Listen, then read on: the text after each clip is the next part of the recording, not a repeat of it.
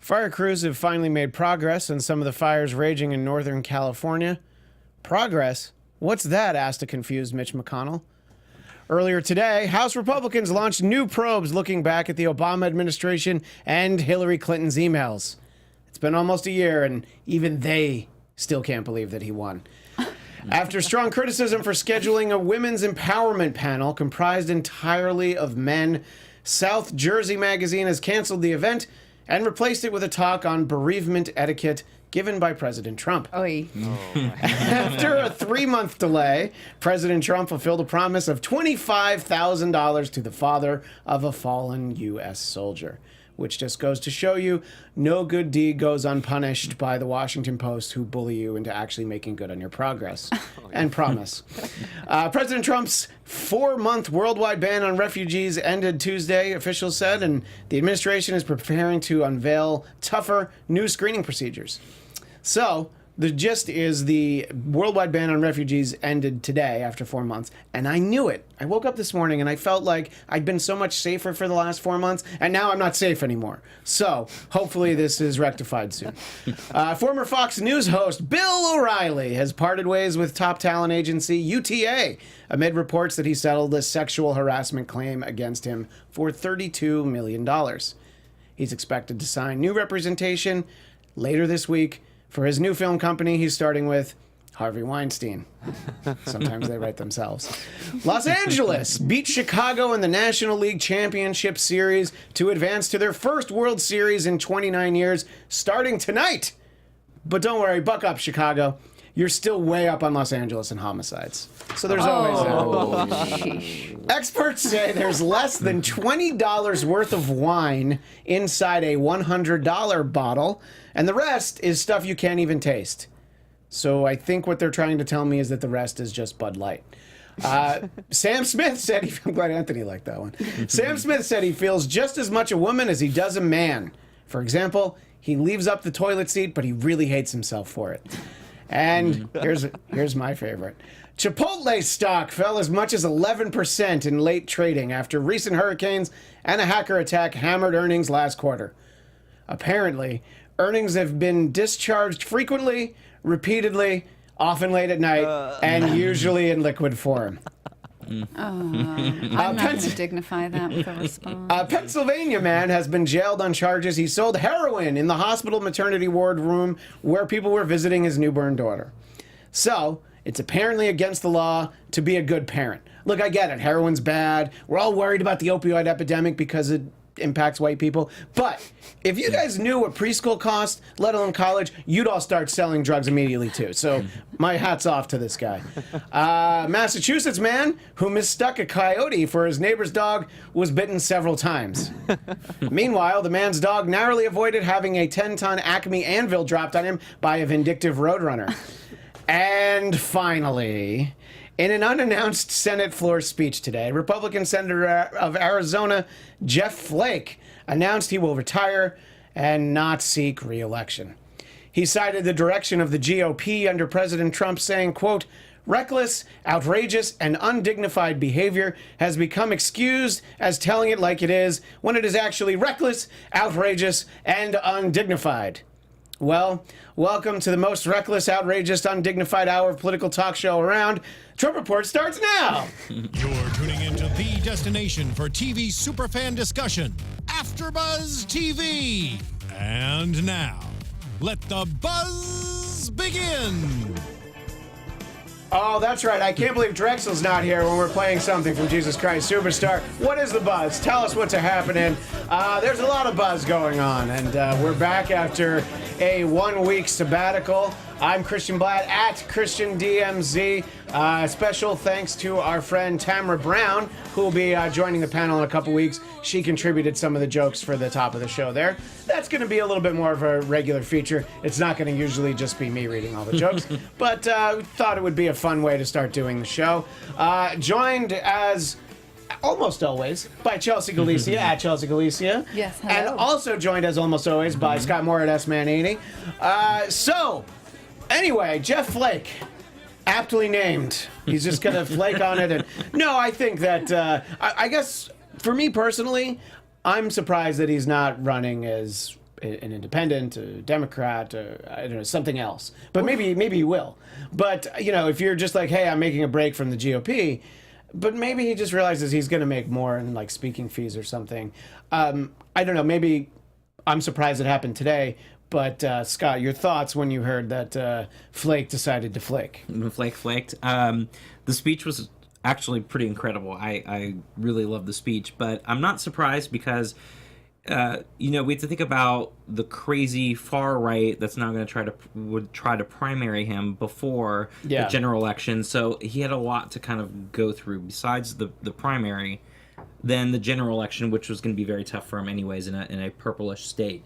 So I think he kind of looked at it and thought, I'm done, I'm out. It's easier than having to deal with what was going to be very tough re-election year from just to get through the primaries alone. But it is sort of a bummer that him and Corker are just walking away. And they're also not mentioning the fact that their party is part of the reason why we have Trump. And they're not owning up to that. They're just sort of washing their hands clean of it and walking away.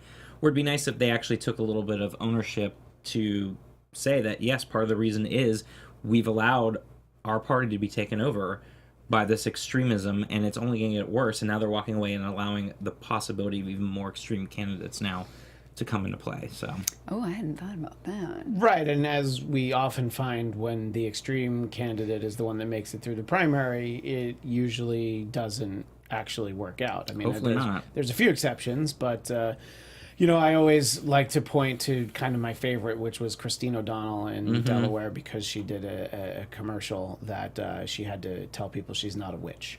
And that was basically her platform because there were allegations about her. Chelsea, when you hear that somebody like Jeff Flake is walking away from the Republican Party, what does that tell you is the status of that party? In my eyes, it's a great thing that's happening to that party. Because in my mind, I thought, okay, now let the floodgates begin of people making their escape.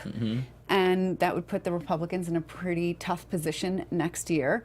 And I thought it was a good thing. But now that Scott brings up the point that if all the moderates leave and then all you've got are the crazy extremists left running the show, that could be really scary if they maintain power, or they could just go so off the rails that any reasonable person will get themselves to the polls and vote for the Democrat. Right. I mean, I guess, look, I mean, if we learned anything last November, and we're coming up, it's been about 50 weeks, if you remember. It's very hard to predict, is what we learned 50 weeks ago. It's like you can think you know everything, and everyone can think they know everything and have a pretty good idea. And it's true. I mean, obviously razor thin margins are all it takes for, just a few votes here and there. And a few of these people could actually end up there. And you could be longing for the days like, a moderate like Jeff Flake, someone who's borderline progressive like Rand Paul. I'm just saying something crazy there. Probably will be in 20 years. He will be at this point, yeah. And you can compare him to his dad. In the booth, we have our friend Tony B. Dead, at Tony B. Dead. Anthony, what's your real last name? I always... it's all right. It's a hard one. It's Becerra. Yeah, so at Tony Be Dead, if you could put the chat up so we can see our friends in there. Shareable, Texas, I just assume he's there. I hope Storage Yard Resident wasn't put off by some of the jokes, because you got to keep in mind they're jokes. That's really all it is. What, does he comment on your jokes? No, but I mean, they're against his guy. No, there is somebody who doesn't like the jokes, but I haven't heard from her in a while. In any case, one thing I wanted to get your thoughts on, Chelsea, is the evolving story about the travel ban, and they're always looking for new ways to make it work. Do you feel like the Trump administration is going to get some variation, some version of what they tried to do those many months ago, which aren't that many months ago, but it feels like a feels long like time years ago now. Yeah. Do you feel like they're going to get some kind of version of that ban in place, and the Supreme Court, as it is currently constituted, will sign off on something like that? Well, no, I don't think they're going to sign off on what's currently No, available. But I mean, I think that there's going to be continued tinkering, and they're, just keep moving the line a little bit further. I think every time it's going to be a little more watered down. I was trying to compare it to their move on healthcare.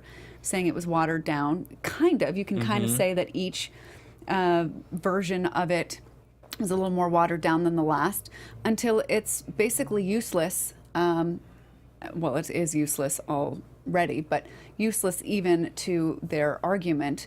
And he'll claim victory, but really it will have been for nothing. No, No I mean, practical there's effect. all sorts of reasons to claim victory when no victory is in hand, just because if, what we've, again, learned over the last year is if you say that this is the way things are, this is the story, and this is Jeff Flake's point, you just eventually enough people are going to believe you. You just need, you just need 50% and one person to believe you. And that's all that really matters. And yeah, so you can shape the narrative however you want. And you're like, look, we're safer now. And, obviously I joked about it at the top of the show, but it's, so there was this ban in place, and what exactly was happening during that time? I mean, I'm not one of those people that were trying to come into the country, but I'm sure that they'll point to, well, look what didn't happen during this time. We didn't have this style of attack. We didn't have this or that. So I don't know. It'll be interesting to see. Scott, do you think some version of as it's the opposite of affectionately referred to, a Muslim ban, do you expect there to be some kind of Muslim ban in place maybe as soon as next year? I do expect some kind of ban to be put into place, because it was sort of what happened with the Supreme Court earlier this year. They pushed it out until October, and then of course today we heard they're not even going to hear that one because it was an older ban that's no longer in effect. So I do feel like it'll be kind of a similar thing. They'll try to do something watered down. They'll get the Supreme Court to overrule the federal judges and have something go into effect. And then either say they're going to hear this case again and they're going to kick it down to the end of the term, and it'll be the same thing. I don't think he can get a permanent ban in there, but I feel like he'll keep trying to do these 90, 120-day bans in there and hope that the Supreme Court will put a stay and allow it to happen until they hear it or decide not to hear it. Yeah, in show business terms, it's like continually getting a 13-week contract renewed, which was the case for Conan O'Brien when he first had the late night show. For a couple years, it was just 13 more weeks. Yeah. Let's see how it goes. Let's see how it goes. And so it's just like you just keep stringing it along as long as you can. By the way, Anthony did remind me that our friend Marissa made a fun little graphic for this week's show, What the Buzz, getting the AFTERBUZZ logo there inside the thumbnail. For those of you watching on YouTube, you can see that. If you're listening on iTunes, thank you. Please rate and comment. But also, we'll tweet it out from @TrumpReportABTV. It's been like months since anybody new has followed @TrumpReportABTV. I'm just going to be completely honest. Well, we broke 100, and that was good, and we've maintained. We're at 116. We've maintained now. We're at 116. We haven't been losing. we crossed the threshold. So if anybody wants to follow @TrumpReportABTV, see, if I get the little updates that there's a new follower, I'm going to be more inclined to actually post stuff from it. But anyway, that's where you can see the picture. In any case, I don't have a feeling one way or the other anymore. We say often on this show, and you can't really be surprised by anything. And I wouldn't be surprised if a full Muslim ban was put in place, including Muslims who were born in this country and have lived here their whole lives. Some new version of Japanese American internment camps, in the middle of the country. It would be horrific. But could I say, well, that's shocking. I didn't see that coming. It's awful that we are like, yeah, man, I know good. it is. It's awful to think that's even possible. Just think of how turned on Steve Bannon would be. We have some good comments there in the chat. Anime JT Shadow, Trump equals WTF is going on. That is exactly the thrust of this show, and the whole time we've done it. It's a lot of WTF is going on. And our pal Shareable Texas says, your jokes were all right with me. That's why I love that guy. He doesn't. I don't know. Storage Yard Resident said that. Who did I say? Oh, I did say Shareable. I wrote this down. Yeah, thank you, Shareable Texas. Storage Yard Resident. I like that he liked my jokes, Well, he didn't say he liked them. He said they were all right. Yeah. Believe me. I like That's a liking for it. That's what I'm. They'll Yeah, take that as a compliment. It's like jokes that people applaud after. You're like, oh, I wanted laughs, but I'll take this. This is great. That makes me feel better. But I do like Shareable Texas's witch and shaman comment. I do too, because I agree. I would a shaman. That actually is a brilliant idea. I mean, a witch shaman ticket. I'd be in. Yeah. So our witch could be who's a well-known witch? I guess there's Wendy the witch, Casper the friendly ghost friend, Sabrina the teenage witch, Mrs. Joan Hart. She's very conservative though, so I don't know that you guys would vote for her. Yeah, but she lost a lot of weight with Jenny Craig, so there's a lot of mixed messages. So good. And for she her. is of age now to be able to run for president. She's like 35. She's yeah. No, she's older than me. Sure. And she's of age. That's all that matters to but run. because you're like 25, so Yeah, I mean, exactly. And by the way, Demonaut says we have 117 followers now. Yeah. Thank you, Demonaut. I love that all of our friends are here. A couple people missed us last week, but for people who missed us, they just needed to watch Political Beat because Chelsea's there every week. But Scott and Brooke were over there, and It was good times. It was. still How was New York? Still have never been on Political Beat. You were here. You were out of town. I'm usually here, and I've still never been on that show. New York was great. A lot warmer than I thought it would be for this time of year. And, I was lucky enough to be in town when the Yankees got eliminated from the playoffs. So there's no complaints. Political Beat is the ish. All right, you know what? Our Scott Brown, I might have to block you for that. No, I'm just kidding. We do like that show. I'm just teasing. I wish Drexel was here, because if he was, I'd have him stand up, because it is so hot in Los Angeles. And I know this isn't that important, but it's interesting. It's 104 degrees on October 24th. So Drexel's actually wearing shorts today.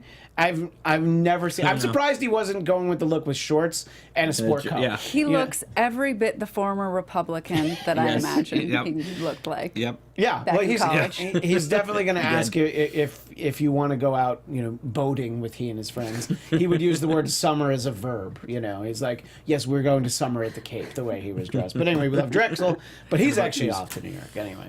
Yes. And Shareable Texas votes against Drexit, but Drexel exited the studio, so he did. Not much more that we can do there. Anyway, I guess we should talk about things other than the weather, but it's that hot that I can't think straight. President Trump has warned Republicans just on Sunday that 2018 will be a political failure for the GOP and a disappointment for the nation if they fail on the tax overhaul. Wow, that is the most reasonable, logical statement I think I've heard from him ever. Yeah. Scott, what do you think it would take for 2018 to be a success for the GOP? And now I know that you don't want to try and give them some inside knowledge, but he's talking about how it's going to be a failure, and that had me thinking like, what are the things that they could circle? Like, oh, we did this well. This is great going into 2018. We didn't get into nuclear war. Right. So there's a lot of time. There's still a lot of time left for that. There's like 15 months between now and the end of 2018. I mean, I think for them it would be if they were able to actually have a clean repeal of Obamacare instead of this piecemeal and having the executive orders that Trump is doing, and which, by the way, they hated when Obama did it, but now it's fine for them. And Trump's up to 50 or something. Yeah, I think even really more than that high now. Number. If they could get that clean repeal, and if they could get some kind of version of their tax reform for the wealthy, they'd feel very pleased and happy with themselves. Yeah, I think that's probably the most ambitious they should be, is hoping to get one thing done. And it's probably, I don't know. I mean, tax reform is something that could happen. It's just, I don't know that it's something that they're going to get to hang their hat on. Question, and I wonder, what's going on behind the scenes? Like, are there Trump fans who are saying, yeah, on the surface, it looks like nothing's getting done, but behind the scenes, everything we wanted is happening? Like, is that? Well, I mean, you already that? saw him tweet about the fact that his first 9 months have been the most ambitious of any president, and I was looking at some of the responses, and so many people are like, yes, it's true, it's great, he's done so much, and so people... Well, the one thing, let me give him some credit. He sure has tried a lot of things in those 9 months. I mean, he's just as likely to declare war with North Korea as he is with Rosie O'Donnell. Like, that hasn't changed, you know. And the nicknames are getting much worse, though. You know, his nicknames for various members of Congress, and I always circle back to Rocket Man. It's just that was the lead. That I think that was the jump the shark moment with the nicknames. Because you know, look, obviously, Crooked Hillary stuck. You know, you don't have to think it's that clever, but it's something that people still say. I think Stephen Helmkamp actually has a back tat that says Crooked Hillary. Hi, Stephen. Anytime you want to Just come sort of where like The Roger Stone with the Nixon head. It's in the same spot. Well, yeah, exactly. It's in the Nixon spot. But you know, there was a.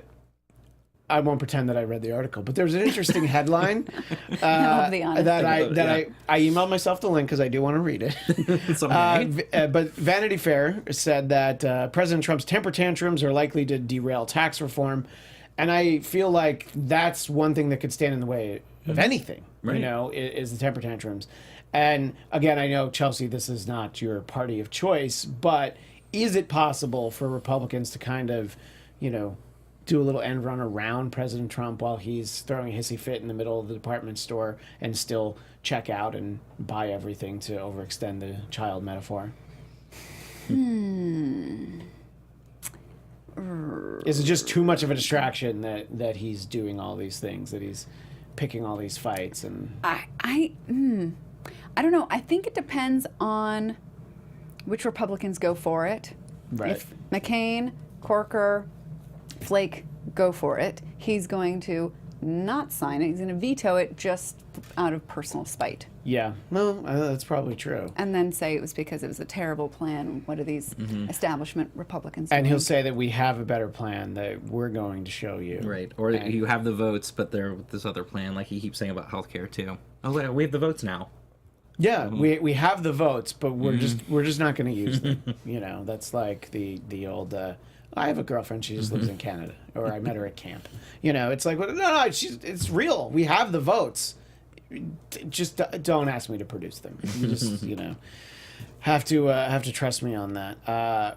The final thought on tax reform is that Representative Kevin Brady, who is the chairman of the House Tax Writing Committee, he says he expects it by the year's end. I don't know that they're going to vote for anything other than possibly retroactive pay raises and more vacation for themselves. Like, I could see them getting that done because, you know, that's the sort of thing that you reach across the aisle for, is to, you know, make things better for yourself. I don't see why, you know, even Republicans that are going to be running next year are like, no, I'm going to stay out of tax reform, because even if you reform it in a way that's great for the country, how many voters are you going to piss off? You know, I mean, is tax reform something that's very important to the Bernie crowd? I turn to you, Chelsea, because yeah, sure, but in the opposite direction that this is proposed. So, but even so, I think that if you were to get it in the direction you want, you'd still understand, like, well, there's a lot of people that are going to, you know, vote against it. So it's the inverse, basically, that any kind of tax reform, you know, that is considered good for conservatives, there's going to still be plenty of people that are like, well, I got screwed on this deal, you know? And I always feel like you need to either be really rich or, you know, no, really just really rich. Really rich. I was going to say, like, if you're at the bottom line where you don't pay taxes, then you've only got like $16,000 a year. So no, you're screwed in a completely different way. I mean, I wonder if they're balancing, like, okay, if I pass this reform, my donors are going to love it. So I'm going to get a lot of financial support. But then I'm going to screw over my constituents who, like, this one they're not going to be able to avoid. Like, come April, they're going to have to pay more, and they're going to be really pissed. And are they still going to remember that in November? Probably. People get pissed about taxes for a long time. Especially when it comes to your money, when it involves your money and pocketbook. Yeah, there's a lot of things that people can forget. But not when it deals with your own, with the economy. If they feel the economy's bad, if they feel, you know, again, that the taxes have gone up, and that's part of the issue too. Like we were talking about, is the fact that a lot of blue state Republicans are in a bind because part of the tax reform is to be able to get rid of the deductions that you get to have for your mortgage and everything in high expensive places like California and New York that are Democratic states. And so you have a lot of those Republicans are like, wait a minute, we don't want to get rid of this because this is popular for our constituents, and now they're going to be in tough battles next year, and their constituents are not going to pay more. Even people that They're not going to get those deductions. that currently pay 10%, it's going to go up to 12%. And that sounds like, 2%, who cares? But when you're in the it's 10% tax bracket, When that's- if you were to put, I was going to say, if you were to potentially, put right there. a dollar amount with that Yeah. 2%, you're like, it's this much more. Yeah. You know, there was one year that my wife and I both were doing very well professionally, and all of a sudden we like just bumped into another Yeah. tax bracket. We're like, okay, so we need to make less money Yeah, than that because now you're making less we after you made get the way taxes. too much money, and we, you know, and look. If I felt that our government was using our tax money well and it was making the country better, I could agree with those people who are like, we should pay more in taxes. You know, Warren Buffett wants to give almost everything for tax. Good for him. But I don't trust the people who take my tax money to do anything good with it. So I'd rather keep it. I would propose this kind of reform, okay? That we pass a budget not with dollars and cents, but by percentage. And people pay what they want to pay in taxes.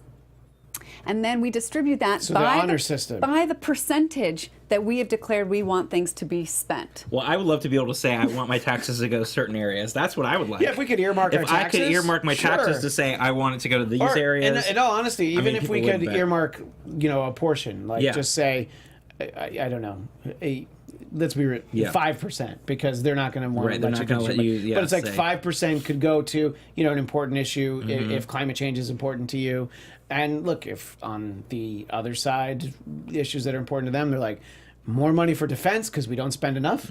Great, that's where your 5% Can we go. agree to stop calling it defense, because that's a euphemism for, you know, Department of War. yes. Yes, basically Okay. that's what it used to be called. I know. It's not department. Let's. I mean, things were better Let's call back then. it what it we is. we could have been smoking in the studio in those days. Exactly.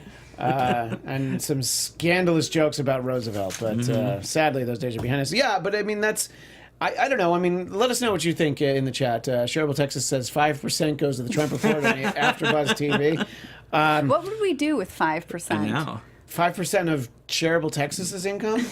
Wait, don't you not pay income tax in Texas? Sherrill, Texas, you're giving us 5% of nothing. State. They don't pay Yeah, that's state. true. So he could still give us 5% of his federal. All right. And just because I want to be on his next song, Sherrill, Texas is on fire tonight.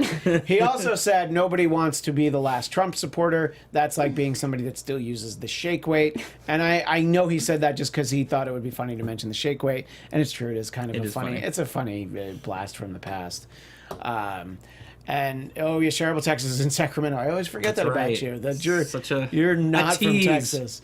The Demonaut says the problem is they're trying to cut taxes without cutting spending, which is going to destroy the deficit. They have to Right. cut spending, but it won't happen. I believe that's what Democrats used to do, and or at least that used to always be the argument. And I think it doesn't seem like that long ago there was a balanced budget, and then President Bush, the sequel, President Bush 2, Electric Boogaloo, started, basically taxing spending and not really cutting and just more spending. So I guess that's just the fact of the matter it is now. And Storage Yard Resident wants his 5% to go to building the border wall. There's Storage Yard Resident. That's a Storage Yard Resident. Storage Yard Resident, I would like to know, are you upset that the border wall has not been built? Well, actually, he's probably going to say that right now, I think it's like 6 The prototypes are out there outside San Diego. different kind of materials. They're all 30 feet high. Yeah. Right, but there's been border wall in places, so it's like you already have some of it. But I just want to know if There's that's going to be a great excuse about why it well, I hasn't know. I happened just yet. want to know. I can't wait for that. Because look, on the other side of it, there were a lot of Democrats who were like, "This is so great. We have President Obama. Now Guantanamo Bay is going to be closed, and that was the only thing they cared about." And I think they actually just opened a Shake Shack at Guantanamo Bay. They're actually expanding now.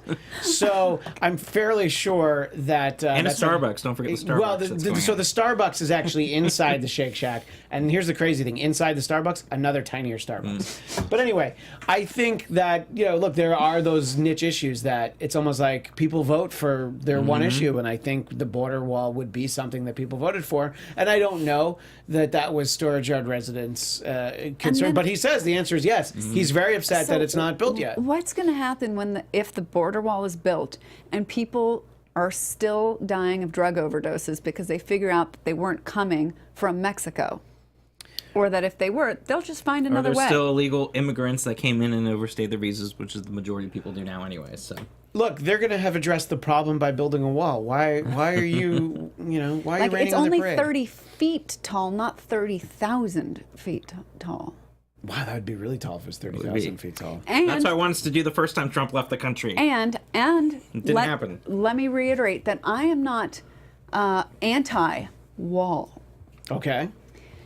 I am pro-solar wall. All right, so if solar and panels... not really a wall, because there are animals and things that need to go back and forth, so we can't mess with the animals. But if No, I'm tired of Mexican antelope coming into the United States and stealing our antelope's jobs. That's right, and they don't have a valid passport. They cannot just come across look, back and they forth. might be in Al-Qaeda. We don't know. We haven't properly vetted those antelope. I'm sorry, Chelsea, I disagree. If we had solar panels, like not like a wall of them, but some sort of... they could be put together sort of, in my mind, I can see how it would work, but I can't explain it. No. And then, these solar walls would be watched very closely. And so then I hate two birds with one stone thing. Can somebody else come up with a better... Yeah, because what do you got against birds? Right. So why are you throwing rocks at birds to begin with? So what did they she do doesn't to you? want them to cross the border, apparently. Yeah, no, not the Mexican swallows. It's the waste that bothers me. Sure. And it's not going to work. But if we're going to do something, if we're going to spend that kind of money, why not spend it on something that's going to help us all? And then hopefully we can all, that's a lot of wall. That's a lot of solar. Oh, that's a lot of wall. Could probably pay for half of our energy. I do think it would be kind of an amazing screw you to that side of the political equation. That's we built you your wall, but we put green technology on top of it, and we've also put a big smiling Al Gore face on the entire thing. It just repeats again and again. But you got your Hillary. wall. I think you should throw in Hillary. Put a little Hillary on there too, and you could have take a photo with Michael Moore or something like that. There is ongoing discussion about the terrible incidents in Niger, where Niger, I've come to learn is pronounced. Yeah. Puerto Rico. We prefer Puerto Rico. Anyway, however you want to say it. It's also pronounced Benghazi. Yes. I have always referred to that country as Niger. Now, do you think that there's a chance that President Trump hasn't talked about it more than he has because his staffers have to continually remind him that Niger has the long I sound in it, and they're just really nervous for how he might say that word? It's just a question. Nobody has to answer. It's more of a hypothetical. It made me laugh when I came up with it, though.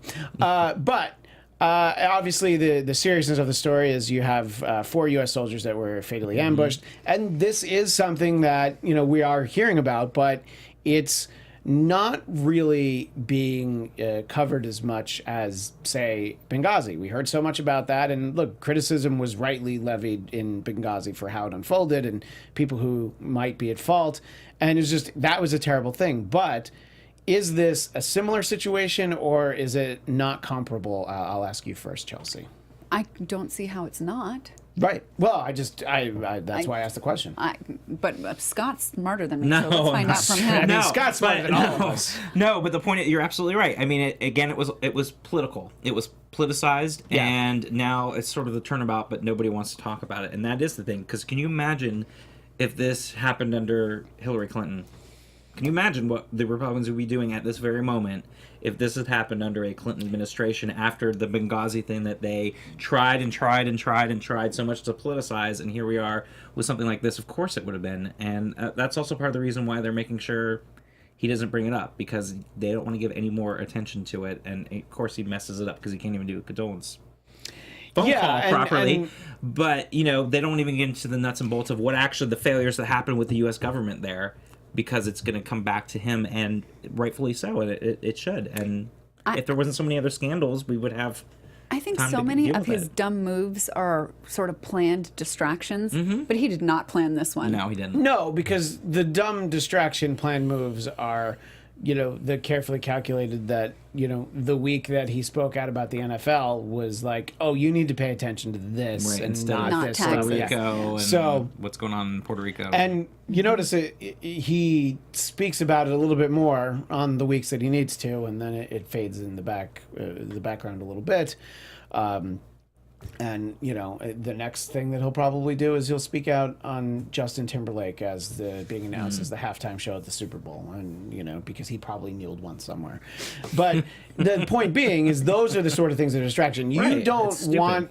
I mean, taking out of it, this would have to be more of a hypothetical thing, because this is something where 4 soldiers lost their lives. So no, that's not the kind of distraction that anyone would engineer, but some kind of distraction could be engineered, but you wouldn't want it to be something like this. You're like, no, there's no positive to be gained. Well, it was the from way he something. handled the condolence Yeah. part too. That is sort of a distraction, but then I feel like he just can't help himself. Yeah. So even though he likes to distract, in this sense, he can't help himself by continuing to tweet about it and talk about how great, you know, it was, and how he never said the things that they claimed he said, and that Wilson's a liar, and you know, all those things, because he can't help himself. No, and that's cannot. the thing. Like, you know, and when it comes to these sort of issues, this is what we would have talked about last week if I had been here, is that when it comes to these sort of, you know, Gold Star families, you just kind of let them say and do whatever it is Right. that they feel they need to. You know, I mean, as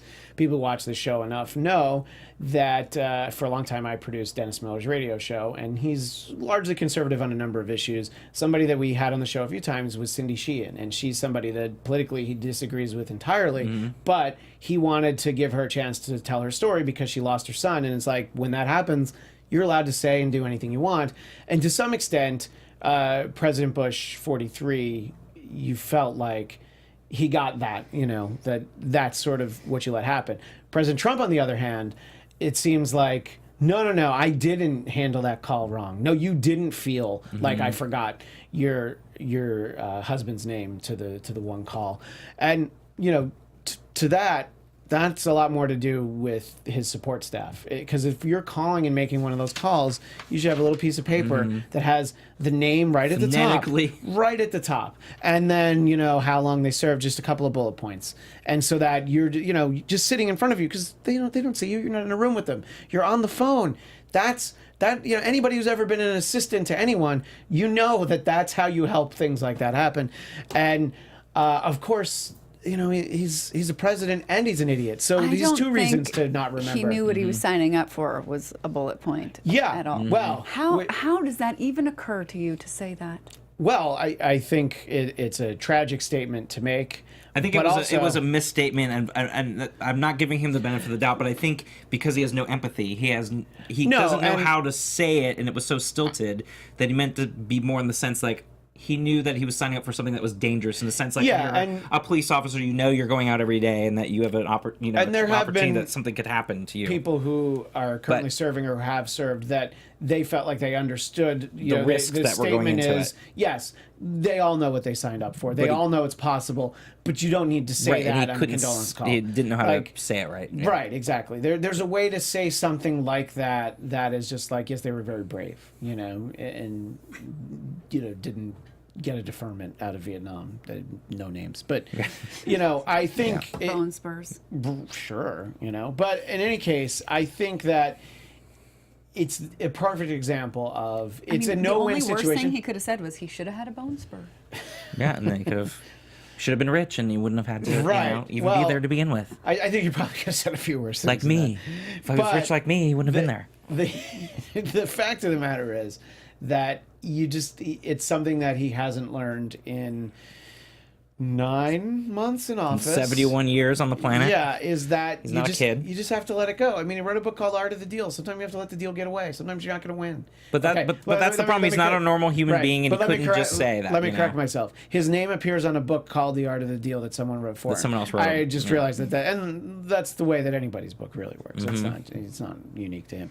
But and it's just like, you know what? You don't publicly squabble over calls to widows and families of fallen soldiers. And if you decide to tell somebody that you're going to cut them a $25,000 check, don't make the Washington Post call 3 months later and say, so where's that check? You know, you can say what you want about how the father that he offered the $25,000 to could have kept it to himself, but don't offer it. If you don't want to pay it, then don't say that. But again, also, it's $25,000. Why? But the only reason why he said it is, again, to make himself seem better, because the quote was something like, "Oh, no other president would do this." So again, it's all about him and what he thinks he's able to do that's better than everyone else. And that's what I'm saying. If he was a normal human being, he would have just apologized and moved on. But instead, he's not. He can't help it. Lady Goth wants to know if the check will bounce. And was that what you were laughing at? Or were you laughing at something? Yeah. Okay. Well, we haven't seen his taxes, so we don't know. It probably would. Yeah, where are those taxes? I know you're very because he's interested doing in seeing tax them. reform, so perfect time. Yeah. The audit's long done. How does that not come up? Yeah, We are not talking about the right things. I don't know. I feel like Julian Assange has his taxes, but he's just like, Waiting. no, I don't need to do anything with them yet, you know. But he has like his little padded room that he lives in, like wallpapered with it. Anyway, I think that there's only a couple more minutes, so I will refer to an audience comment from a few shows ago from our friend that I've occasionally pronounced the name correctly, Reglivacor, and that's definitely wrong this time, but pointed out that glad that I brought up Marion Barry, who, if you remember the context I brought him up, there's a video where he was busted buying crack and repeatedly said the bitch set me up. And after that, he was reelected mayor of Washington, D.C. So it's the point, and my memory is that Reglivacor is female, and I apologize if I'm wrong about that. She said, so many people aren't informed when they vote. They are total rubes. Yeah, I think that there are results, maybe in recent memory, sometimes in longer-term memory, that show that, you know, people aren't necessarily making the most informed decisions. Here in California, we had a governor that I think people voted for because they thought it would be really funny if he was the governor. I wasn't able to vote in California at that point, but I would have done a write-in for Gary Coleman from Different Strokes. I know. He was also running. He was running at the time. And you know what, I think he would have made sure that the Native American reservations paid their fair share in taxes, something that Governor Schwarzenegger was never able to do. Anyway, and our Scott Brown with a final thought here. So that President Trump wrote that check in rubles. So there we go. Anyway, hope everybody had fun with the show this week. I know I did. And, oh, that's right. Next week, the show's going to be in the afternoon, and I know that means you guys probably can't be here. I'm going to have a guest. But because next weekend is Halloween, I have to take my son out trick-or-treating. So I will not be here at 7 o'clock. Well, and I was going to say, it's already scary enough with Trump every day that why do we even need to have a Halloween episode? It'll be interesting to see how some of the yards are set up, because last year, you know, it was right before the election, there were some scary themed graveyards to what things would be like if Trump were president. And I don't know, maybe they're going to just reuse some of those signs, and they'll just be sitting in the front yard crying now. Anyway, thanks to everyone in the chat. To find out exactly when the show will be, I think it might be 3 o'clock Pacific, but don't quote me on that. Follow it. What's that? Are you guys going to dress up? Well, they're not going to be here, and well, we might be. I don't know. You're making an assumption already on the air here. That's true. Well, Chelsea says no, she's not dressing up, and I will have to be wearing a costume. I was about to say I'll come without makeup, and then I was like, oh no, that was frightening for me more. No. Because Halloween. I'm sure Shareable Texas would have no problem if you showed up without makeup. In any case, follow us at Trump Report ABTV. Keep an eye out for the showtime. If you're just looking for it at 7 o'clock, well, it'll already be done, so you'll find it. So that's you go. really the thing. I'm not that worried about it. But you'll find us next week. So then in 2 weeks, we'll be back at the regular time, and hopefully our friend Tamara will join us on the panel then. But for now, for Scott Moore at SMan80, Chelsea Galicia at Chelsea Galicia, I'm Christian Bladt at Christian DMC, and we will see you next time. Thanks, everyone. Bye. From executive producers Maria Menounos, Kevin Undergaro, Phil Svitek, and the entire AfterBuzz TV staff, we would like to thank you for listening to the AfterBuzz TV network. To watch or listen to other after shows and post comments or questions, be sure to visit AfterBuzzTV.com. I'm Sir Richard Wentworth, and this has been a presentation of AfterBuzz TV. Buzz you later. The views expressed herein are those of the hosts only and do not necessarily reflect the views of AfterBuzz TV or its owners or principals.